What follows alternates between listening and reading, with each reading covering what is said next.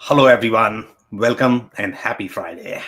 And in this segment, we invite incredible guests from the community. And today we have one of the best, ERP folks in the community, Jon Reed. I'm pretty sure a lot of you already know him. So on that note, Jon, I don't know if you want to quickly introduce yourself and maybe talk about Diginomica as well. Hey, Sam, it's nice to be in the hot seat with you. I know you're going to have some challenging questions for me, and hopefully the audience will too. So that's how we learn. It's always fun to be here.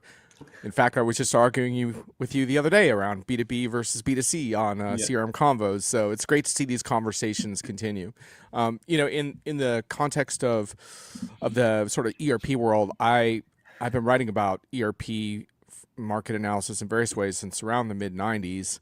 And have something of a roller coaster career through, but the constant was kind of looking at can ERP really deliver value for customers, and we can kind of get into how it's fallen short, but also how it has delivered some value. So that's kind of one major theme, and then a big theme in my career was sort of building web communities, and I became really, really fascinated by how.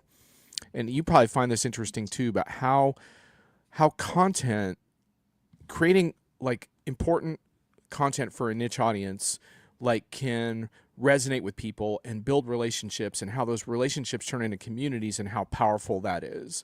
Look at us today, right? We got to know each other through our content first, and it's almost like we already know each other to some extent, and that's sort of a remarkable phenomenon. And interestingly enough, a lot of the software vendors in our space I don't think understand that dynamic as well. So that in the Diginomica context, that's one of the big things we set out to do. We wanted to, and Diginomica is about 11 years old now, but we wanted to basically take a different look at transformation in a real world context, and basically look at, what do the success stories really look like? Including the hard parts and the challenging parts. Where do projects fall short and why? And how do they become successful? And so that's sort of at the core of what we do. So in some sense, we're not futurists. In some sense, we're trying to put the buzzwords to the test, right? That's at the core of our sort of thinking and methodology of how does this really work? Does this hold up to use case scrutiny? And of course, different technologies hold up better than others. And, so over the years, we've seen some that, I think overall, I think SaaS has provided some enduring value, though we can question some of those things too. Whereas something like blockchain, got excited about it for a while, but really couldn't detect a lot of the valid use cases, right? And there are still a couple of characteristics of that technology that could work in some limited cases, but as a tool, it becomes more of a small tool, not a change the world tool. So we're trying to help customers make sense of all this and make sense of the noise. And then finally, I guess what I would say is that overall those years with Diginomica, where we kind of straddle the fence between an analyst sensibility and a media sensibility, we upset a lot of apple carts in terms of wait, who are you? You're not Gartner, but you're not a media company either. Who the hell are you? And so we have those conversations. But over the years, what I did is I developed, I don't know, maybe 10 or 12 different fairly unique ways of evaluating the enterprise that are, I sometimes call them Johnisms because they're somewhat unique to my point of view, but other people do share some of them. But I'm starting to think maybe, preparing for your show, I started to think maybe I should try to combine them all into one book or something. But one that I did put out was on reaching the informed buyer, because that's really at the core, I think, of what we're trying to do, but maybe also what you're trying to do and what a lot of firms are trying to do, which is to break through the viral noise and really reach the decision makers and the people that matter with much more targeted, thoughtful approaches that aren't about mass marketing, but really are about connecting with individuals and connecting with decision makers. And so we have a whole method behind how we do that. So that's basically Diginomica. And then the final piece of the puzzle is AI. And A few years ago, I decided that AI was not a passing trend, but a very serious thing that we were all going to have to contend with across work culture in the future. And so, in the past 3 years, I've dedicated myself to going deeper into AI than anyone else on the circuit. Now, granted, I'm not saying that I succeeded. That was just a goal for me. Yeah. And in fact, the more I learn, the more I realize how much I have to learn. But I think it's really, really important to dive deep on that, because if you don't, you can't really decipher vendor announcements and what they mean. So, anyway, so those are the main themes. Yeah, so there are many layers that we can probably touch on here. So obviously, one thing that you really like to talk about is buzzwords and hype train. And when you look at technologies such as your blockchain and AI, I mean, there is a huge contrast in this, right? If you look at the consulting community, they sort of want to go after every single buzzword. That's with vendors as well. Hey, as soon as the buzzword comes, okay, let's throw in somewhere in the marketing, and hopefully that is going to resonate with some people, I guess. I don't know if that is the approach that they take, but that is the sense that you get when you review any sort of podcast marketing material, from these vendors. And the consultants are probably going to have very similar flavor as well. So when you talk about the hype, how do you decide, or how do you come to the conclusion that AI is going to have more impact? For example, let's say if we talk about impact on the ERP community, ERP and blockchain is not going to have that. So how did you come up to that conclusion? I guess maybe describe your thought process. That's a really great question. So first of all, like, one thing we didn't talk about is that we're primarily large enterprise focused and some mid market as well. And so we're looking at how projects work in the real world in larger company settings. And so that creates some criteria on its own. So for example, like part of the evaluation of something like blockchain is it secure enough for large enterprise settings? Is it performant enough? Does it scale? And one of the biggest problems that got exposed in blockchain was that performance and scale were really, really core issues, right? Um, and so when you look at AI, for example, AI clearly doesn't have those problems, right? Yeah. Scale is not an issue. I mean, look at it. Look at what NVIDIA is up to, and and all the hyperscalers and stuff like that. Like there are some questions in terms of like the desire to scale data even further. And you and I in your analyst gone wild, we got into with that game, we got into quantum, and can quantum help Yeah. scale it further? So there are some of that, but the point is, like, some of the boxes get checked just around things like performance and scale. But also AI as a discipline goes back a long time, and while generative AI is relatively new in a commercial setting, it stems from deep learning, which stems from machine learning, and that's been around for quite some time. And when you look at it, that has made some progress in various contexts for quite a long time. And there's a bunch of businesses even in the .com economy that gradually became more and more algorithmically driven. I would argue often for worse more than for better, right? Yeah. Yeah. But for example, the Facebook was a classic example of building a business that became increasingly algorithmic. And while that's not like, you could argue, is that really AI? And we can talk about that. But the point is, it fits somewhere in that umbrella, right? And so a lot of those technologies started to prove themselves at scale. I mean, look at recommendation engines, right? Yeah. Like that is a form of artificial. Look at things like facial recognition. You can already see the broad scale adoption of a lot of these technologies. GPS on our phones, for example.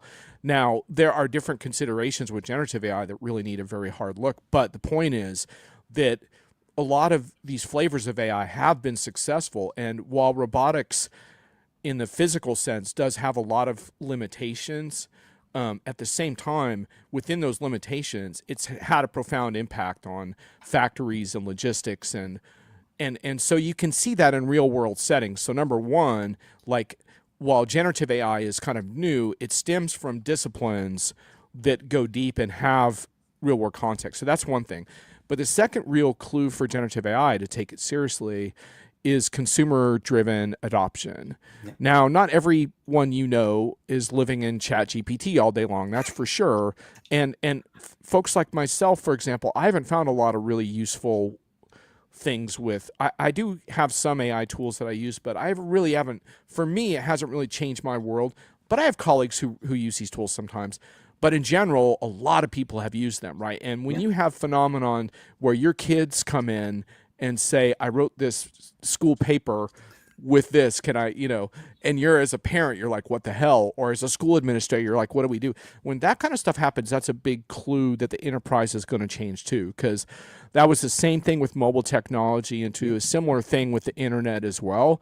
So I pay a lot of attention to that. And and with blockchain was really more, okay, it had a very niche, broad but niche use case around crypto, but that was really it. And then metaverse, of course, was more like the Web3 stuff. Felt very much like some Silicon Valley people that got really excited about what consumers would like without really Yeah. thinking through what that means. So anyway, those are the kinds of criteria that kind of come up where you want to put it to the real world test with customers, but you also want to look really hard at what's impacting people in their lives, and are they using technology? And it turns out people are using a lot of flavors of AI. Yeah, could not agree more. And I really appreciate the sense of realism, I guess, you bring to the table, from the technology commentary perspective. That's what I am a big fan of. So let's go back to your article, I guess, and it was a very interesting article. And guys, if you have not checked, you must check. And I think we are going to link that here as well. So John, and I am a big fan of your articles as well. Okay. They start with the core point. And here in this article, the core point was, is ERP still relevant? So now, where do you stand on that? I know that there are going to be at least 10,000 different definitions of ERP today. So, what's ERP, I guess, and is that still relevant? So let's start with that. Yeah. So, I called the piece sort of extracting value from ERP in a customer first world. And then the AI component becomes more important too, around, is it relevant as AI evolves too? And these are really important questions. And the thing that was really notable about the ERP market is that it it ultimately had more potential than it delivered in a lot of senses. Like so, for example, like in the 90s, I started writing about this, what I called extending the enterprise. I even had a newsletter called Extending the Enterprise. And my dream was that we need more outside in perspective Yeah. that ties into these systems. And at the time, I just didn't feel like internal transactional systems were enough to really move the needle on how you serve customers, how you change your business model, how you manage your it didn't feel how you manage your supply chain. It didn't feel like it was going to be enough. But where I got exposed back then is the technology wasn't really there to do that. So you could talk about that all you wanted, but tying all of that and connecting all those dots wasn't realistic at that point in time. And then you had a bunch of shifts, but over time you had the rise of so-called cloud ERP, which does look like it delivers a better value proposition in a lot of cases than traditional ERP. But it's not the only way forward. And when you look at companies today, they have very pressing issues. And one of the issues is they do need to articulate some kind of AI strategy, just because they get too much pressure from their board. Like there's a kind of a don't be left out of the AI thing. So they do have to have that. But they also, at the same time, need to be able to say, how do we become more effective in our industry in a volatile and challenging macro environment? How do we do that? And what's the next step in that? And so a lot of times right now you say, well, we need a much more iterative approach to value, right? So if we're going to commit to a project, we need to be able to show our people a month in, here's the value we're already deriving, and build on it. So you could call it an iterative approach in a way.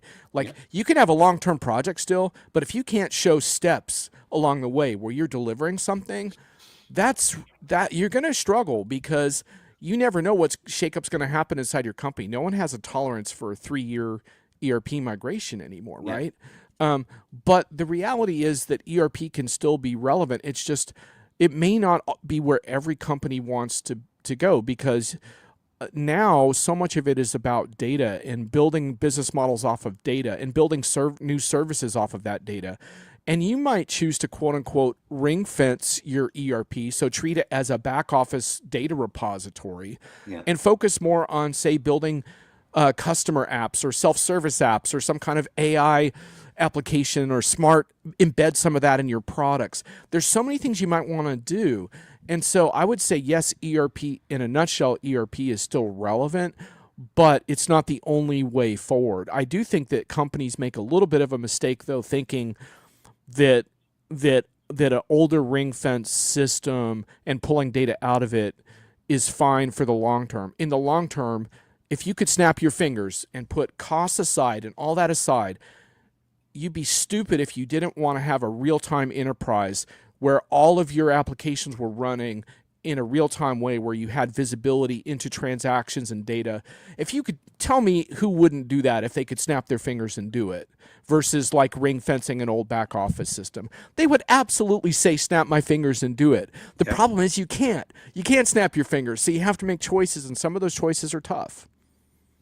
Yeah, so very interesting conversation. So snapping the fingers, I guess, from the AI's perspective, and again, I think I'll go back to my demo of Epicor Prism, and I don't know if you were able to watch that video, but now when it comes to extracting the insight from the back office systems, it does seem like the way agents are going to work and the new interfacing with the ERP systems, it's going to be like snapping the fingers. So now, based on this context, do you see the I guess the value of ERP changing, or maybe the positioning of ERP changing, that ERP would become more of the backend function? And I think that's what Satya, Nadella, he has been talking about, that the transactional Yeah. applications are Well, with all due respect to Nadella, who's a pretty brilliant person, he's yeah, just wrong about this.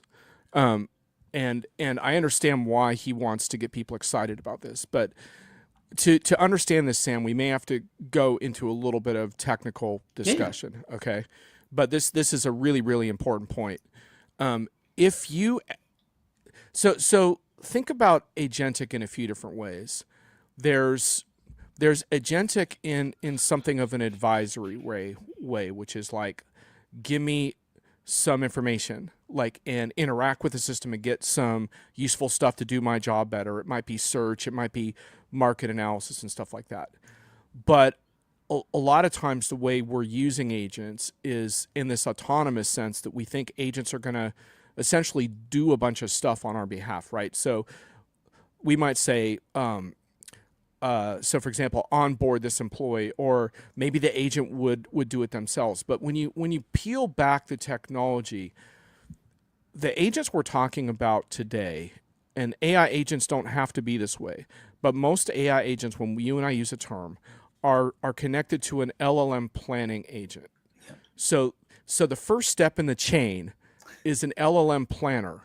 And the cool thing about that, and the reason why people are getting excited, is that LLM planner has some level of quote unquote reasoning capabilities. So the AI agent is charged with a particular thing. And a lot of times it'll be very focused. It might be like accounts payable recognition, right? Like it'll be charged with a very specific task, which is identify the fields on the system that might be missing from the transaction or whatever, right? But the thing is, Sam, that the agent is not going to always pick the correct tool. yeah, And that's we're talking about a probabilistic tech. LLMs are probabilistic. They're not deterministic. So the suspense with agents is that they're going to pick from a range of tools, and they might pick a data tool, like to bring in customer data, or they might want to execute an action like a workflow. But a lot of vendors, and Nadella, I would put into this based on those remarks, but it was just like one conversation. yeah, They're implying that the agent can go into the system and complete transactions. The agent can't do that. Like, now you could provide some permissions and allow it to do it, but would you really trust it to do it? And so a lot of times what the agent's going to do in that case is it's going to invoke a workflow. So for example, you look at UiPath is an interesting vendor in that regard. They're not the only one, so I don't want to hype a particular vendor, but I'm just saying for the talking points, what they've done a lot of robotics process automation. So they view those workflow automations as being invoked by agents. So in other words, the RPA is a deterministic technology. If it does the same thing every time, it's just not very smart. Yep. But if you tell it to do something, it will do it, right? And so the idea, which I think they're on the right track here, is that the external agent invokes a more reliable workflow to do that part of the workflow. But the agent still is, the planning agent is not foolproof. And so this whole idea that the enterprise is going to be run by agents, frankly, is ridiculous. But what the agent really needs is it needs an automated system that it can invoke workflows from, and that are reliable and trustworthy. And so you can't just back off as that, Sam. It's not just a data repository. It's a workflow engine. Yeah. ERP is a workflow engine. You can't just say, oh, the agent can do that. The agent can call out that system, but you really don't want that agent running those transactions right now. I talked to an agentic ERP vendor the other day about this because they were using the term autonomous agents. And I said, are you implying that you would actually have that agent go conduct these and they're like, oh, no, that's not what we mean at all. And I said, well, what you're really talking about then is a quality assurance agent. Yeah. And that's really interesting because the concept behind that is that these agents are going to monitor all these processes and then flag issues. And the issues are going to get brought to the attention of people that matter, or in some cases they might execute a script based on that within certain parameters.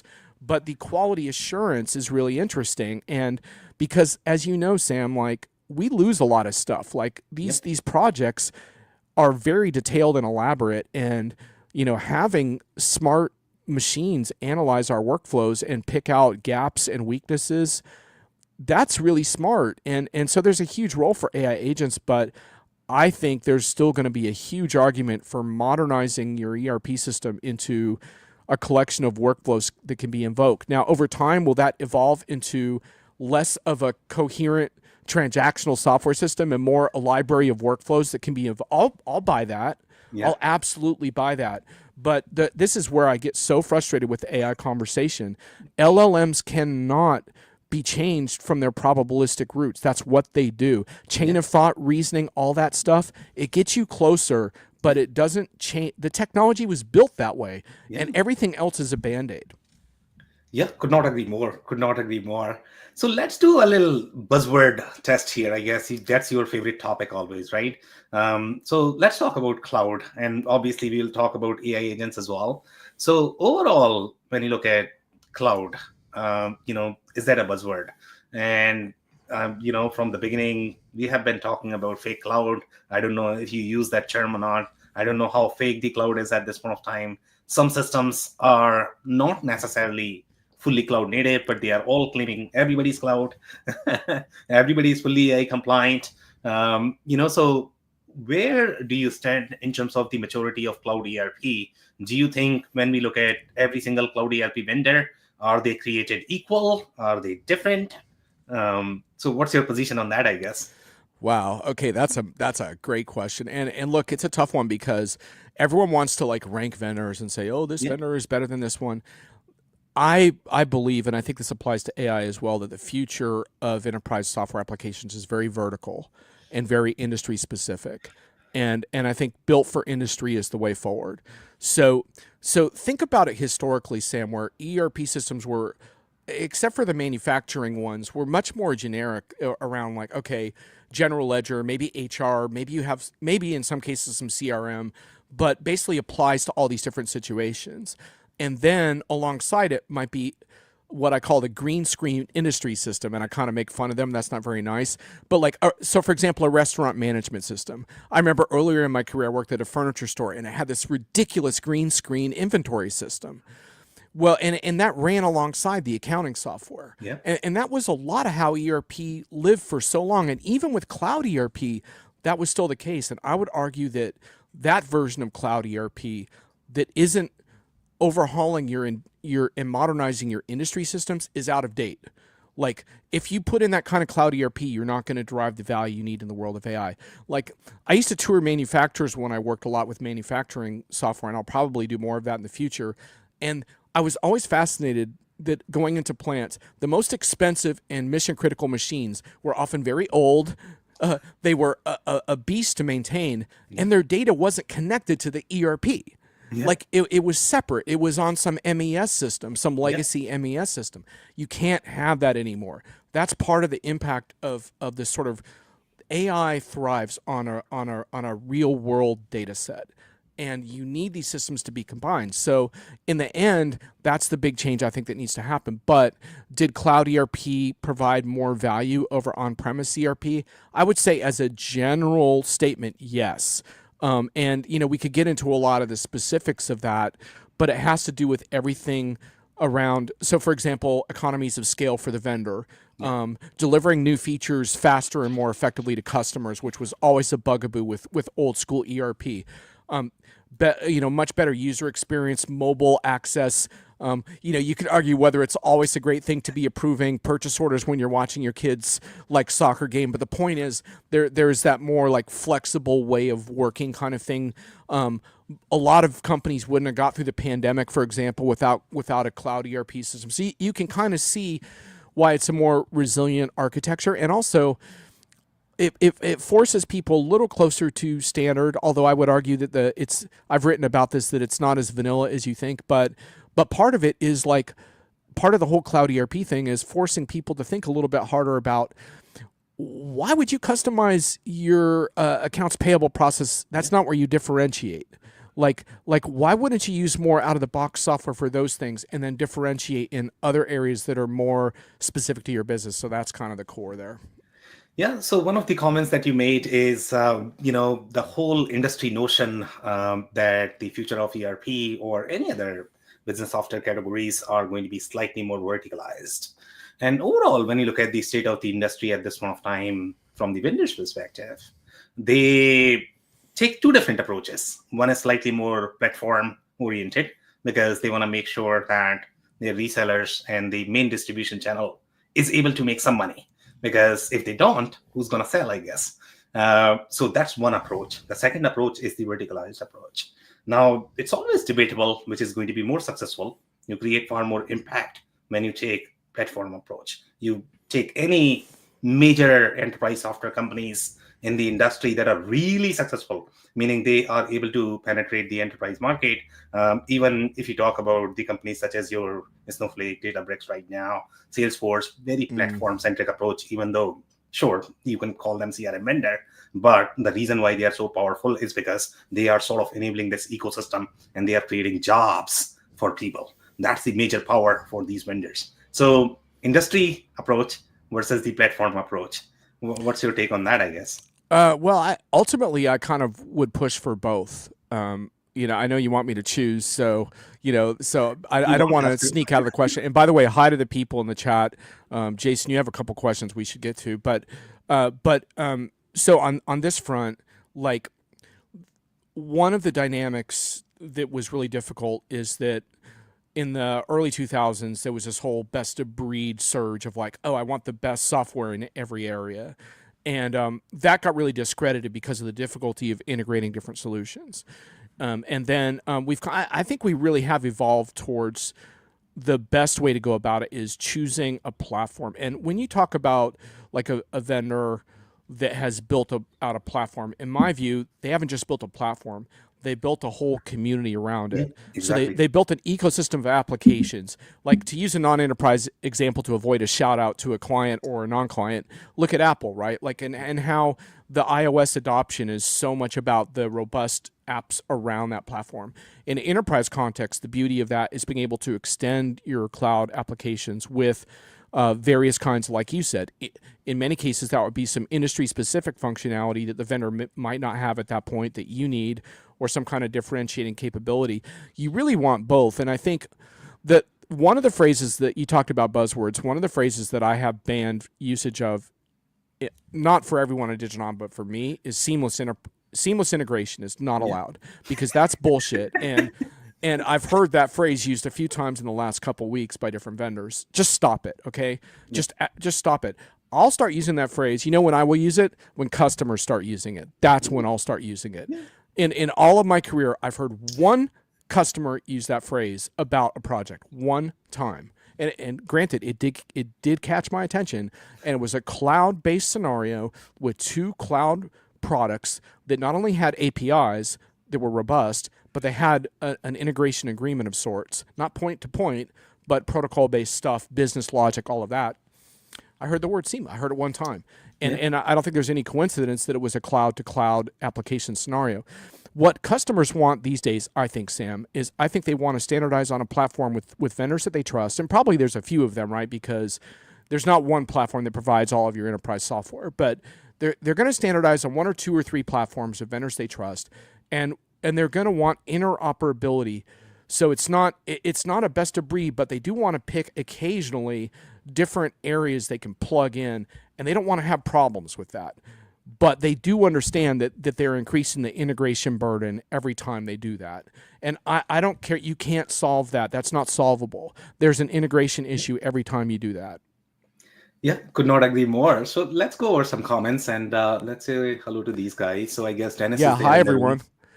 Jason, you had a couple of zingers we'll get to here, I think. Yeah, yeah. So Jason has ring fencing ERP is fine. This was the question related to your comment, I guess. Yeah. But be sure it's modernized and optimized. So Jason, by the way, Jason, always great comments in the chats. Yep. I disagree, Jason, with that statement, but part of it could be that you and I are using ring fencing differently.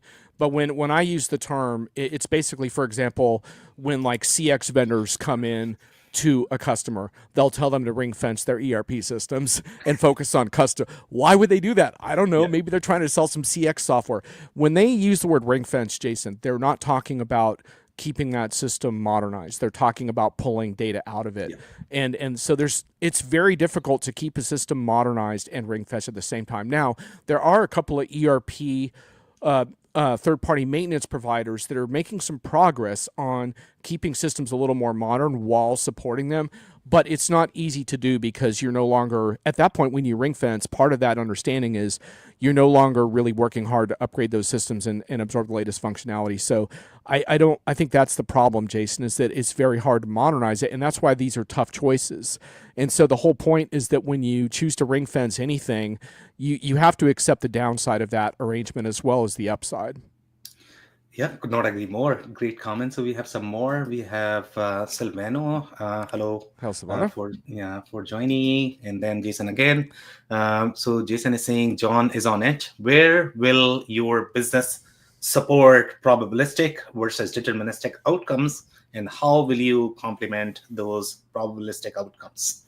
Jason, I think this is really interesting because someone's going to get exposed this year, either me or some vendors, and that's going to be fascinating because there are vendors that are implying that these agents can execute autonomous transactions, like, and yet I go onto social channels and I'll watch developers say I told this agent, to order me a pizza and it delivered it to the wrong location and it billed the wrong credit card and all of that stuff. So I think it's going to be really interesting. The probabilistic part, Jason's actually easier because the probabilistic fits into all kinds of predictive scenarios and all kinds of scenarios where you're advising people. And then there's a whole conversation we could have around, there's a lot of really cool stuff that's happening around optimizing architectures to make them better, and not just probabilistic, but more informed. So, for example, I'm about to issue a whole thing on RAG evaluation agents and all this thing around basically like RAG is about like pulling its context from your customer specific data into those AI decision-making scenarios. And so you get more and more accurate and you're like, well, this is, so for example, one of the reasons why first party support is a really attractive use case is that, look, you don't always have to be 100% accurate in first party support to get the job done for, especially if you design it well where you could escalate to a human if you need it. I've had a couple of pretty good agentic support resolutions on, but that's partially because you can have a little bit of an accuracy tolerance there. So it's not just probabilistic. It's what areas of your business have an accuracy tolerance, and that also depends on your industry and your compliance and stuff like that, right? So for example, financial services firms are much more wary about first-party agentic support where they have more scrutiny, and the same will be true of like medical. Yep. Whereas for a lot of other things like tech gadgets and stuff, go for it. I just had a friend email me about T-Mobile where they were offering like agentic AI support for free, and then you had to pay $5 to talk to a human. And my friend's wife ended up with an agentic AI support, and it didn't understand her plan that she was on, and so that got all screwed up. And she talked to a human, and the human had to refund her because the AI didn't know her situation. So welcome to the. So a lot of businesses are going to press ahead with this, but I think a lot of it is looking at the probabilistic part is hard. The hard part is it is not hard. I'm sorry. The hard part's the deterministic part, which is when can we trust these agents to actually complete transactions for us, and that will be really really interesting because then you're pulling humans out of loops, so to speak. So we could talk about use cases the rest of the hour in terms of which ones are more promising and which ones aren't. But first party support's an interesting one. Invoice recognition, a lot of redundant manual administrative stuff is interesting. But again, a lot of that may work better in conjunction with more conventional forms, invoking more conventional workflows like RPA as well. Okay, perfect. So we have some more. So Charles, thank you so much for Hi, joining. Charles. We have one more comment from Jason as well. So Jason is saying, what are the modern ingredients for an organization achieve ERP value, particularly in this period of transition from on-prem to SaaS-based ERP? I think that's, I guess, 2010s. Now we are talking about SaaS to AI-based ERP. With this Yeah. evolution, is it easier or more difficult for organizations to deliver value? Well, that's really interesting. And Jason, you may want to scour the article. You may have read it already because I can't cover all the points in it. But one of the things I do when I do use cases with customers at shows and on meetings online, one of my first questions is always, how did your ERP project help you to serve your customers better? And I think that's a core question you have to ask now, because if you can't satisfactorily answer that, then I probably don't like your ERP project very much. Um, but when you look at really successful cloud ERP installations, one of the things you hear about a lot, for example, is, oh, it was so much easier for us to acquire new companies because we could quickly put them on the new system, and that we could never do that before. And it might not just be customers. I'm using customers more as like stakeholders. So it could be it helps you manage your suppliers better, or it could be even that it helps your employees accomplish more if you have a franchise setup and they're making better decisions on the ground because they're able to analyze. Because one of the big things about getting this right is now you can probably slice and dice your data better based on location and based on which products and services are profitable and all of that stuff. So, Jason, what I would say is that the ceiling is higher in terms of what you can achieve with SaaS-based ERP, and it's probably more affordable. Like the consulting ratios are probably in general more affordable, but you can get in the same kind of trouble with the products don't get necessarily that much easier. You still have the same things, which is how does this support your overall transformation that you're trying to do in your industry? How are you going to compete better? And how does your ERP investment stack up against other stuff? And finally, Sam's AI point is really good, which is I do think some customers are going to choose to sit this out for a little while and see what emerges with AI driven ERP, because you might say, well, what if we choose this vendor, but I just heard Satya Nadella say that ERP software is going away. And we already talked about why I don't agree with that, but that could still influence a customer. Yeah. Or a customer could say, actually, I think there might be a startup that emerges in a couple years that's going to be better. So I do think it's going to create a little bit of market stagnation as customers try to make sense of how is software changing, because there's so much hype out there about that right now. So it's a very interesting time. Yeah, it is a very interesting time. So we have one more comment from Jason, and there are going to be some layers that I want to hit on, and hopefully you can address those, John. So here, Jason is saying industry plus platform. Okay, so this is a very interesting argument that I want both. I want platform capabilities plus I want the industry capabilities as well. Yep. Where it becomes interesting is when you are going to have third party vendors, because then you have different legal obligations. So the question is going to be, okay, so yes, you have the platform, but who is going to provide the industry capabilities? Is it going to come from the OEM, or is it going to come from the third party vendors? Again, because of the politics as well as power struggle. And those Yep. are bigger challenges than any technology out there, in ERP or any sort of digital transformation, I guess. No, I think you're really right. And I think that's one of the reasons why firms like yours or mine can sometimes be valuable, or or any advisory firm that isn't attached to a project that can help people make sense of these politics, because politics is like part of the challenge here. Like, how are you going to manage these different vendor relationships? And what I said in the last show you were on, I think you were in the hot seat, but I said, like, ultimately we need to emerge into a world where customers, vendors, and service providers agree upon what success looks like and how they're going to measure it. And you push back a little bit on that in terms of KPIs, because there are some limitations to what you can measure and how to do it. But the point is, the customer needs to take some ownership of that and figure out which vendors are going to sign on to that. And more importantly, how is it going to be monitored? And one of my big disappointments about AI in general is that most vendors haven't harnessed AI to help monitor these projects and figure out where they go awry, because there's a lot of early warning signs, I think, and they can be detected in things like both system usage but also employee sentiment and stuff like that. But you're totally right. And politics is like a big part of this. And I do think that's one reason why people are going to stick with a handful of application platforms as their main ones, because it's not quite one throat to choke in the historical sense of that, but it's close, right? So if I'm having some broken integrations or some issues, I want to be able to go back to a couple of main vendors that I'm invested in and say, I need you to help me fix this, right? Because you said this third party would integrate with this. But one final point is that then you have a very sort of organization specific question on to what extent do you have IT resources, and to what extent do you view building intellectual property and smart devices and stuff like that as part of your core value proposition or not. And if you do, you might choose to build some of those industry components yourself or to co-innovate with a third party. But some of this comes down to your individual IT philosophy as an organization, because there are companies that are more trying to still outsource a lot of that and be more consume cloud software and not really have their own software development teams, and that affects your decisions on how to differentiate.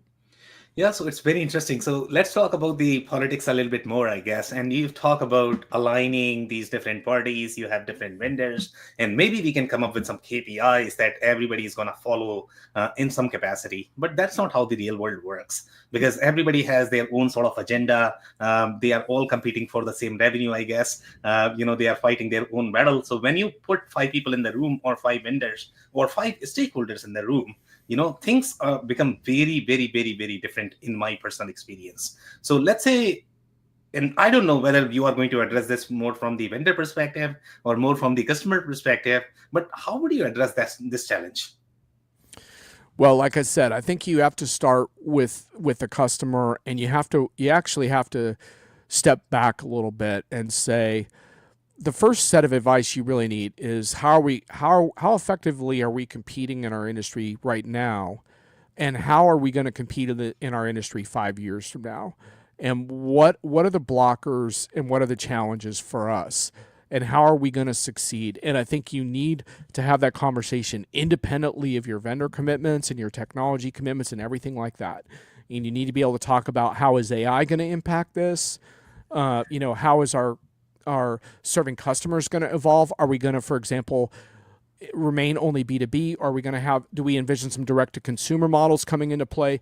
You really have to understand who you're trying to serve. And that includes your core suppliers, all of your external stakeholders. You need to understand that first.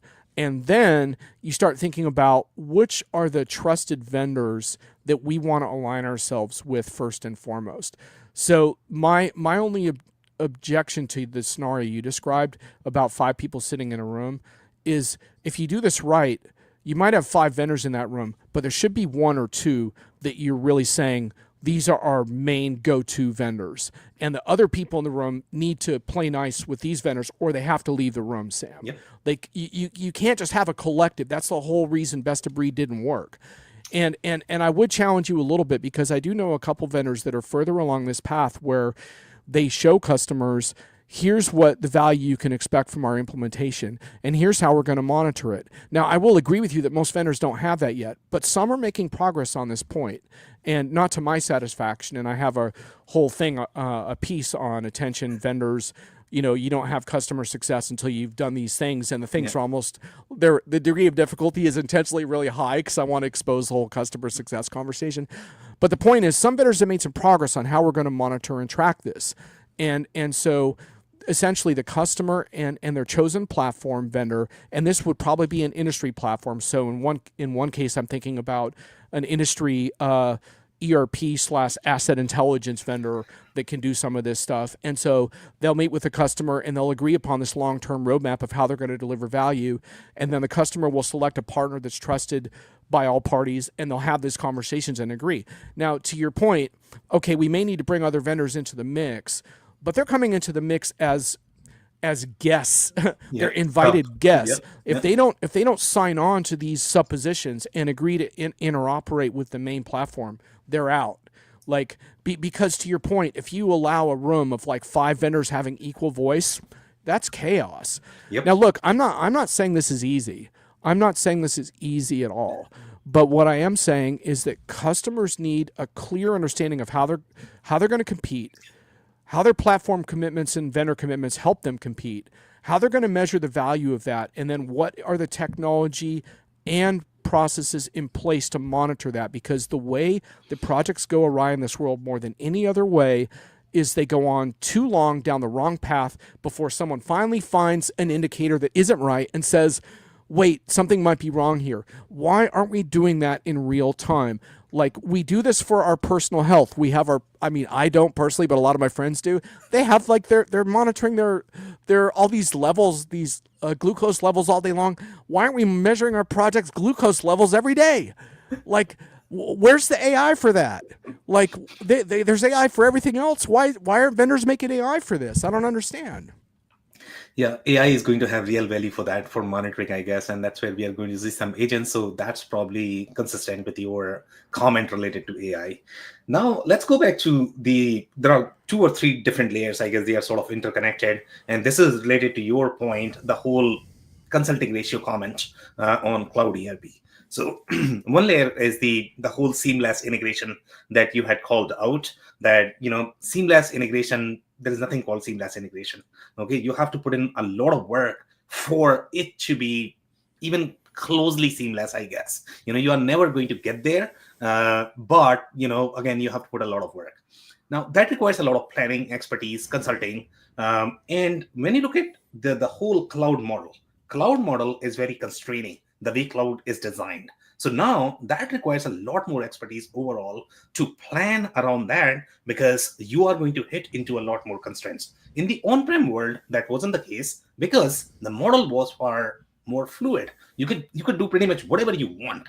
So you didn't have the same legal, political, licensing, and the vendor constraints. In cloud, that is different. So now this requires a lot more consulting expertise. But you are arguing in your article that in the cloud world, the consulting ratio is not going to be as much, which is true, I guess. You probably don't require as much, consulting. So where do you sort of stand in this? That okay, cloud would require a lot more planning. You probably don't require as many consultants, but you definitely need expertise, I guess, right? Yeah, you nailed it. I mean, look, it's a fact that consulting ratios have gone down in most SaaS implementations versus on-prem, and it's not hard to understand why, Sam. I mean, heavily customized on-premise systems are just harder to upgrade and manage. I mean, Yeah. that's now some companies might view their customized system as a competitive advantage, and we can have that conversation. I'm biased because I think that customizations rapidly fall out of date, and I think most customizations that are supposedly competitive are really more about accommodating user preferences for I want my icon over here and stuff like that versus true. But you could make the argument that we've customized our system and we're going to deal with the downside. What I get frustrated with is that we don't have honest conversations about what the pros and cons of these situations are. And you're absolutely right that reducing consulting costs as an obsession can be deeply problematic as well. Because consulting is not just a commodity cost to control; it's about the future of how things evolve. In the early ERP days, one of the reasons why we failed to deliver value, and by the way, the history of the ERP world is about under delivering value versus what companies pay. One of the reasons we didn't is because ERP consultants were hopping from project to project. They were going from oil and gas to retail to whatever and configuring systems. What the hell? I mean, every one of those industries has very specific expectations. And ultimately, that's why I believe that the future of all of this is industry specific. And one of the fascinating things about AI in that regard is that a lot of the AI plays are much more about let's transform everything. And I think where we're going to see real movement in the enterprise is when people sit down and say, how are we going to transform retail with AI, or how are we going to transform a certain kind of asset intensive manufacturing with AI, and really focus on a discrete set of problems instead of trying to boil the friggin' universe every time we build a technical solution. But to your point, you're going to need people who can come in. What is more important to a company than someone who can come in and say, my team can configure your ERP system at a good cost, but more importantly, what I'm going to tell you is which of your competitors are exceeding you in certain areas in how they're approaching the market, and which ones aren't, and what are your biggest weak points, and how are you going to fix them. And hey, by the way, the customization that you want to pay me a bunch of money to do, that's the wrong one. Like the app you want me to build, that's not the right one. That's what a true expert consultant does. They don't just take the welcome wagon of everything a customer wants to do. They push back and say, actually, you should be doing this instead. And one of the things I welcome the most about the modern environment is we're getting away from these massive one-off projects and into these ongoing quote-unquote customer success scenarios where my job is to support your customer health long-term. And if you can't look at our consulting relationship and see how I'm doing that, bye-bye. Yeah, exactly. Great point. So now let's go back to, and you had a lot of layers in this conversation, and I think you had this comment in your article as well, Oh, right? by the way, Dan has a kick-ass question, so let's Okay, get to that before. I mean, you can do it in a few minutes, but just make sure you get to it Yeah, before yeah, we close. we'll definitely get to that. Okay. So what I was talking about, this whole notion of, what do you call implementation? When do you call it finish? I guess, and the vendors are always going to have a little bit of conflict, and I think that's always going to be there because I mean, obviously from their perspective, they are trying to justify the value that if you are going to be on my system, then you are probably going to get faster value. And there is nothing fundamentally wrong about that in my mind. But from the customer's perspective, it's slightly different. And I think that's what you have argued in your article as well, that, this is not said and done. You have to invest continuously. So now, do you hold vendor accountable for that? Because, they are calling something implementation, but that's not the real definition of implementation because you have to still invest afterwards. So what's your position on that, I guess? Yeah. So just to review a few quick things from the piece, my takeaway quote from the whole piece is extracting full value from cloud ERP is not about flipping the go live switch. It requires organizational will on the part of the customer, obviously, and what I call a fierce collaboration with the vendor and consulting partner. So that is not a typical type of salesy language, right? Yeah. And what I'm trying to poke holes in this piece is I talk about how SaaS ERP does bring better user experiences, a simplified systems landscape, more affordable deployments, and frictionless consumption of new functionality. Of course, we can use the word friction with a little bit of quotes there because it's not always easy to absorb the new functionality. But basically, like that's where a lot of vendors like position their use cases, and I'm like, are you kidding me? Okay, that's nice to get off of 57 QuickBooks systems. I totally get that, but that's just the beginning of value. And so in the piece, I talk about the phases of value achievement and extraction, and that's just the first, which is immediate gains by consolidating disparate systems on a user-friendly platform, including compliance and security. So that is a benefit. But the really important ones are the next ones, which are number 2 is increased decision support and benefits of data visibility in near real time via a so-called single source of truth. And then the third is achieving new business opportunities through a more agile and open platform. And ultimately what we're trying to do, if we do this right, is flip the switch a little bit from 80% administrative work and 20% customer facing and strategic to the other way around. That's the whole goal. We want to be 80% customer focused and strategic and relationship, whatever humans are still good at that machines aren't doing, and then only the 20% on the admin, and we're not even close to that yet. And if you just relax after go live, you're nowhere near achieving that. And that responsibility falls on all parties, Sam. It falls on the vendor, it falls on the services partner, and absolutely it falls on the customer. And again, I push customers. I'm like, look at these advanced use cases and how some of your peers are doing, because you're not doing that. You're not pushing for that. And vendors usually have a fair amount of this stuff available, but they don't always aggressively help customers do it.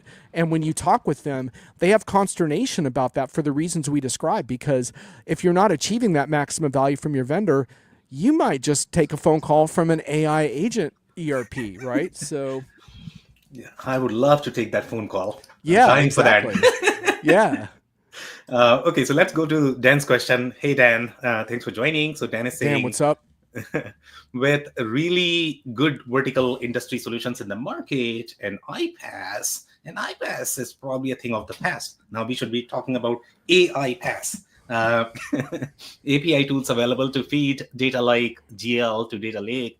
Is one ERP policy even relevant anymore? Great question, Dan. But I'm going to take issue with the premise. But it is absolutely the question the customer should be asking. So I'm not surprised that you would ask it. So we have to separate this into two components of perceived value. One is workflow automation, and let's call it intelligent workflow automation, just to concede something to AI there. And then it's better informed decision making. Your question assumes that the only value is better informed decision making. And in that case, yes, you can pull data from a variety of places into a so-called data lake. Now, the one problem with that is that sometimes you lose some of the business context, which is why certain vendors have been announcing, if you've followed the press lately, big, new data solutions that are about helping customers make more sense of this data more easily than just sitting in a data lake.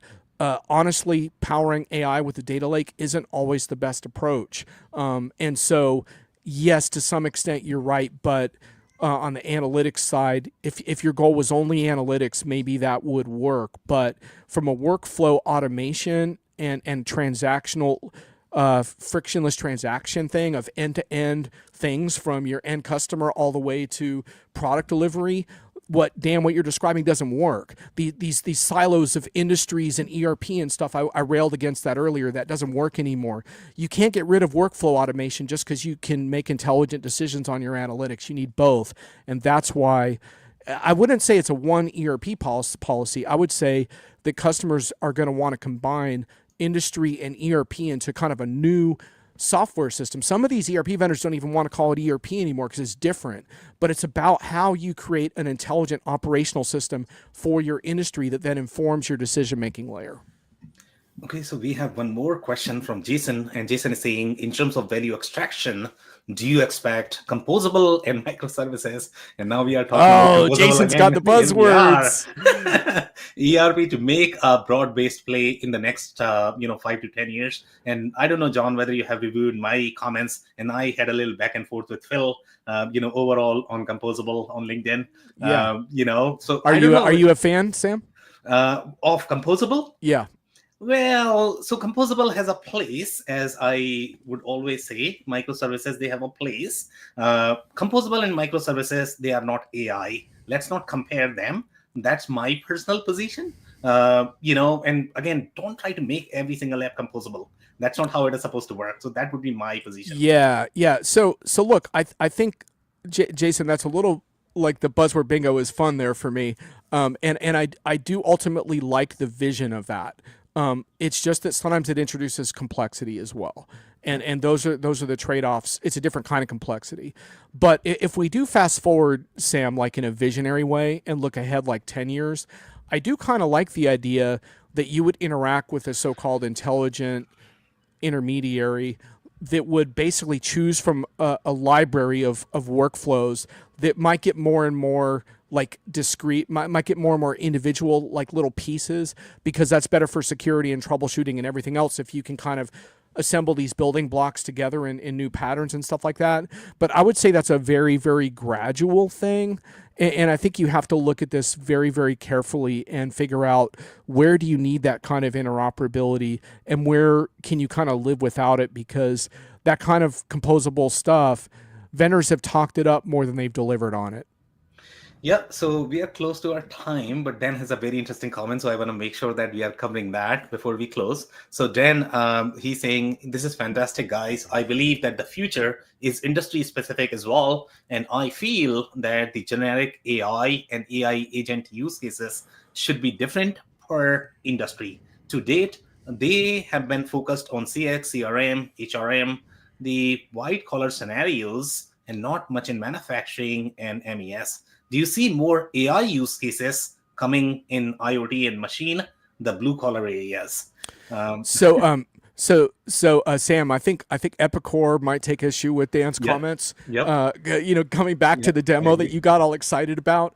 Um, Dan, I think one of the reasons for that is not because people are don't understand the industry plays, but for two reasons. One is that a lot of these white collar sort of co-pilot scenarios, they're kind of the so-called low-hanging fruit to start to build trust in AI services in areas that are a little more quote unquote harmless. Once you move deeper into your mission critical manufacturing process and stuff, the kind of criteria we talked about earlier over reliability and probability and stuff like that, the expectations for that go much higher. But also these broader plays are what people get excited about because they please investors and they please Wall Street. But in the long run, yes, I do believe that those with intimate knowledge of industry are going to build really interesting AI capabilities into that industry. And to some extent, that's already happening. We haven't even talked about shop floor robotics and stuff like that, but a lot of the customers, Dan, you're referring to, have already advanced into a fair amount of shop floor robotics and intelligent automation on the shop floor already. So we have to be careful not to think that that's not happening because it is. The new part is the generative AI stuff and how that factors into the mix, but and agent and agentic AI as well. But there's a lot of stuff already happening. But you're absolutely right, Dan. I think that is happening. And if you look at the ERP vendors that focus on industries, they're all talking about this right now. Now, when we peel under the hood, are they delivering on that for customers yet? It's probably a little bit early. And that brings us back, Sam, to the beginning of our conversation and why it's so important to go out and document those early use cases and learn about exactly what's working, what's not, what the trade-offs are. And we're not quite ready to have those conversations, but I hope in a year's time we will. Yeah, perfect. So, John, I know that we are close to our time. So, you are going to Yeah. have any sort of closing advice? And, I think people already know who John is, but let's say if they want to find, what is the easiest way? I don't know if you're going to respond, Yeah, but yeah. Diginomica is fine. Hit me up on LinkedIn if you want to chat. I didn't know what to expect exactly because this was our first longer show, and I've enjoyed the Analyst Gone Wild segment. But your questions were awesome. You really pushed me, which I think is why I think this kind of show is so valuable. And I guess that's kind of my advice to everyone here is that we have to push each other right now to deliver value for customers. And so that's why these kind of conversations are so important, like the audience as well, pushing us. That's what it's all about right now because no one has all the answers right no now. one. And we need to find a way of delivering value while also recognizing there are open questions because both are possible. And the one thing I get frustrated with is vendors rolling out so much agentic stuff, they're implying that they're not delivering anything of value now, and that's not true. A lot of these vendors are delivering some really great stuff now, and so we need to balance the two. Let's help customers solve some problems, and then let's also help them make sense of where this technology is headed. And if we can do those two things, we might actually have jobs in a few years, Sam. Exactly, exactly. We need a lot of them, right? We might need a few. We might need a few. Awesome, John. Thank you so much for your time and insight today. This has been incredible. Cool. See you next time. See you next time.